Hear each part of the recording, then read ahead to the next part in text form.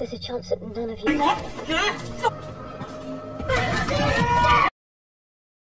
हम देखने वाले हैं कंटेनमेंट मूवी। तो इस मूवी की शुरुआत में मार्क नाम का एक आदमी सुबह जल्दी उठता है और बिल्कुल तरोताजा होने लगता है।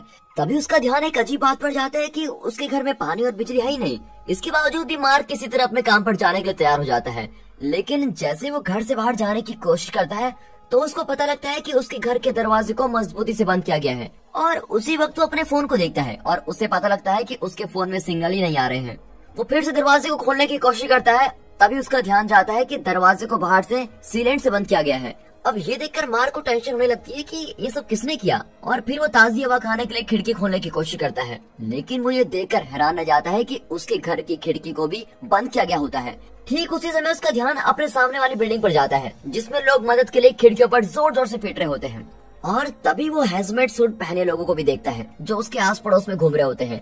लेकिन मार्क इन सब चीजों को अनदेखा करते हुए एक हथौड़े को उठाता है और दरवाजे को तोड़कर खोलने की कोशिश करता है, लेकिन इसी बीच वो खुद को बुरी तरह से घायल कर देता है। तभी मार्क के कमरे के दूसरी तरफ से कोई दीवार तोड़ता है और उसके कमरे में घुस जाता है। और वहाँ से उसके घर में एक बिल्कुल एक गर्म दिमाग वाला लड़का जिसका नाम सर्गी है, वो और उसके साथ उसका छोटा भाई निको आता है। और फिर सर्गी उसके घर में घुसते ही खिड़कियों को देखता है, लेकिन उसे पता लगता है कि मार्क भी उनकी तरह बिल्डिंग में कैद हो चुका है। फिर जल्दी उसके घर के बगल में रहने वाले एक कपल जिनका नाम सैली और एडन है, वो दीवारें बने छेद से होते हुए उनके घर में घुस जाते हैं। और उन्हें तब पता लगता है कि किसी ने पूरी बिल्डिंग को बाहर से बंद कर दिया है। एडन सरकारी नौकरी करता है और वो डरते हुए अंदाजा लगाता है कि कुछ बुरा होने वाला है। फिर वो किसी से मदद मांगने के लिए कॉल करता है, लेकिन इसका कोई फायदा नहीं होता क्योंकि कॉल तो लगेगी नहीं। तभी मार्क के घर का टेलीफोन बजता है और उसमें से एक व्यक्ति उन्हें तब तक के लिए शांत रहने के लिए कहता है जब तक कि डॉक्टर्स बाहर की स्थिति को काबू नहीं कर लें।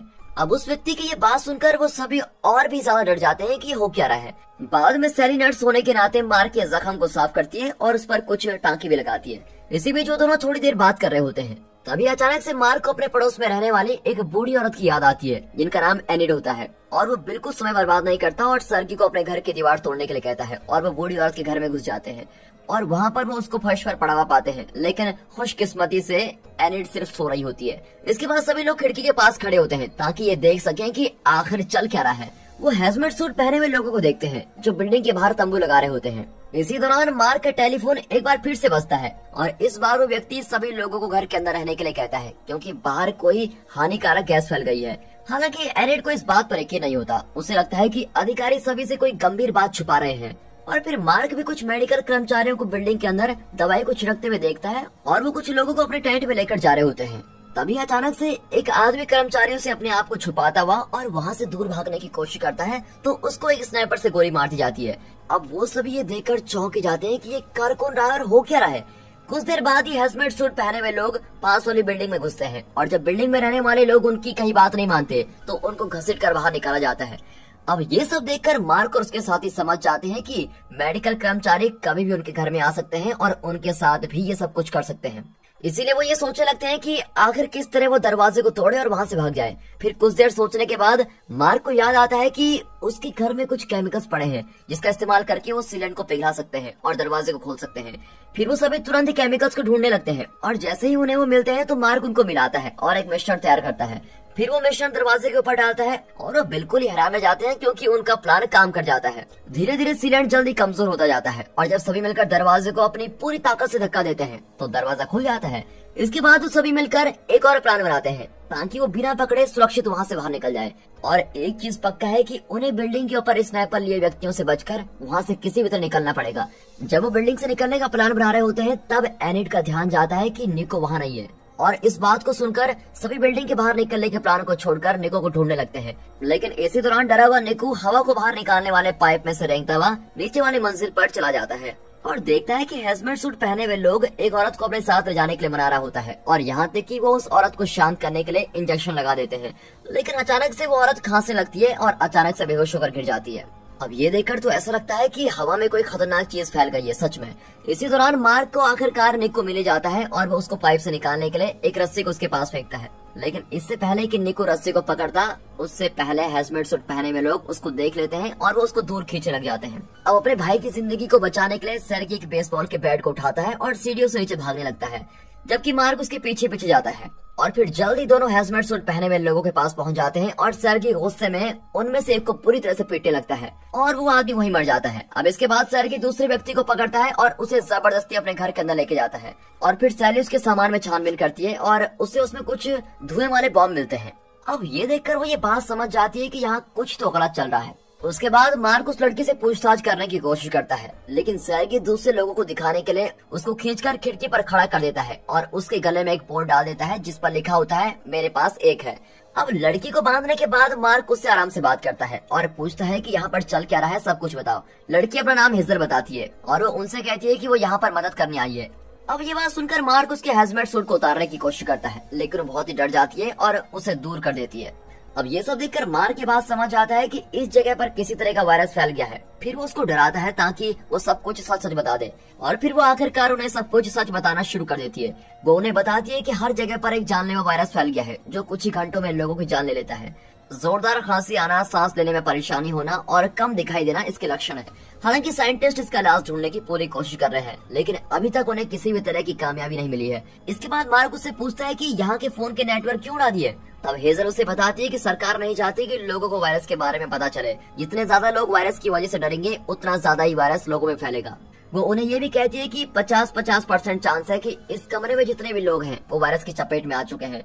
अब ये सारी बात सुनकर सर्गी फिर से गुस्सा हो जाता है। वो एक चाकू पकड़ता है और उसके हैजमेट सूट को फाड़ देता है। अब हेजल इससे बहुत डर जाती है और वो अपने जेब में हाथ डालती है और उसमें से एक इंजेक्शन निकालती है, लेकिन इससे पहले कि वो उसका इस्तेमाल कर पाती, सर्गी उसके हाथों से इंजेक्शन छीन लेता है और उसे अपने पास रख लेता है। फिर सभी हेजल की तरफ शक की निगाह से देख रहे होते हैं। तब वो उनको बताती है कि वैक्सीन की अभी जांच चल रही है और इस बात की कोई भी गारंटी नहीं है कि वो काम करेगी। इसलिए सभी के लिए सबसे अच्छा काम यही होगा कि वो घर में रहें जब तक कि डॉक्टर्स वायरस का इलाज न ढूंढ लें। फिर रात को जब सभी वहाँ से निकलने के बारे में बात कर रहे होते हैं, हेजल अपने हाथों को खोलती है और वहाँ से भागने की कोशिश करती है, लेकिन इससे पहले कि वो दरवाजे तक पहुँच पाती, सर्गी उसको जमीन पर गिरा देता है और उसे मारने लगता है। फिर मार्क वहाँ पर आता है और उसको रोकने की कोशिश करता है, लेकिन उसे भी सर्गी के गुस्से का सामना करना पड़ता है। उनके बीच लड़ाई तब खत्म होती है जब सर्गी अनजाने में निको को थप्पड़ मार देता है, जिसकी वजह से निको रोने लगता है। फिर बाद में वो सभी देखते हैं कि गुस्से से भरे लोगों का एक झुंड उनकी बिल्डिंग की तरफ भाग रहा है और ऐसा लगता है कि वो हेजल से ये बात जानने के लिए आ रहे हैं कि यहाँ पर चल क्या रहा है। अब इस वक्त तक सभी हैजमेट सूट पहने हुए लोग या तो मार दिए गए होते हैं या फिर वो भाग चुके होते हैं। अब डरी हुई हेजल उनसे कहती है कि वो इस भीड़ को किसी भी तरह से अंदर न आने दे, क्योंकि उनमें से कोई ना कोई जरूर वायरस की चपेट में आ चुका होगा। अब ये बात सुनकर वो सभी जल्दी से बिल्डिंग के अंदर आने वाले दरवाजे को किसी भारी चीज से बंद कर देते हैं और देखते देखते जल्दी भीड़ वहाँ आ जाती है और वो दरवाजे को जोर से पीटना शुरू कर देती है। सैली दरवाजे के पास जाती है और उनको शांत करने की कोशिश करती है, लेकिन शांत होने की जगह भीड़ में से एक व्यक्ति उसकी गर्दन पर टूटे हुए कांच से हमला कर देता है। अब ये देखकर सर्गी को बहुत ही गुस्सा आता है और वो धुएं वाले बॉम्ब को उन लोगों पर फेंक देता है और सैली को वहाँ से घर लेके आता है। अफसोस की बात होती है कि पहले देर हो चुकी होती है और सैली अपना बहुत सा खून कमा चुकी है। भले हेजल उसको बचाने की पूरी कोशिश करती है, लेकिन वो उसको बचा नहीं पाती। अब ये देखकर सब बहुत ही निराश हो जाते हैं, खास करके एडन, जो इस बात से टूटकर अपने कमरे में चला जाता है।